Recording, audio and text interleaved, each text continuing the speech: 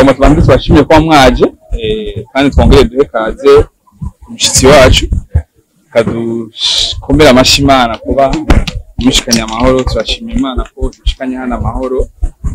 Turashimira namwe mwaje kudushigikira. Turashimira abarundi bari barindiranye igishika umushitsi wacu niye bidasanzwe. Uyumve iki n'igihugu ciza, igihugu cy'u Burundi.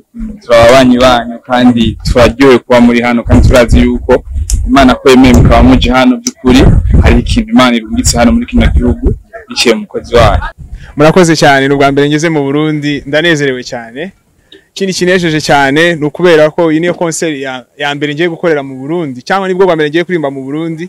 Ngiye mfite ubone nera bipanze ariko umugambi w'Imana wari uko hano ariho nzatangirira. So rero bifite ikintu bivuze ku buzima bwanje ntabwo nzigera mbyibagirwa na rimwe. Dimanche Sunday hazaba concert idasanzwe. Abantu bose bazaza Imana izabagirira neza. Sibyo? Ntabwo ari morale ndi kubatera, ni ibintu uzi kuko ntago bijya ibintu bisanzwe abana b'Imana bateranye, hari ibintu bidasanzwe biba.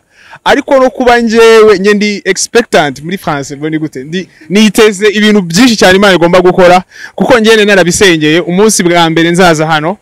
Rero nanje I can't wait kubona ibyo Imana ishaka gukora ku munsi w'ejo.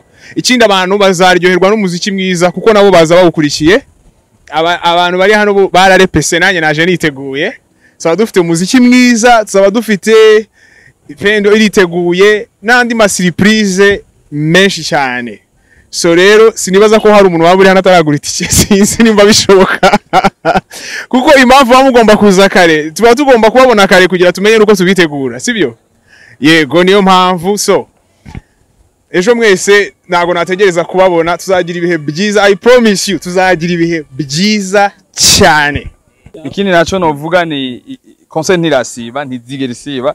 Ejo biraba, igihugu kirabizi, ijuru rirabizi, nta ngwara nimwe ihari.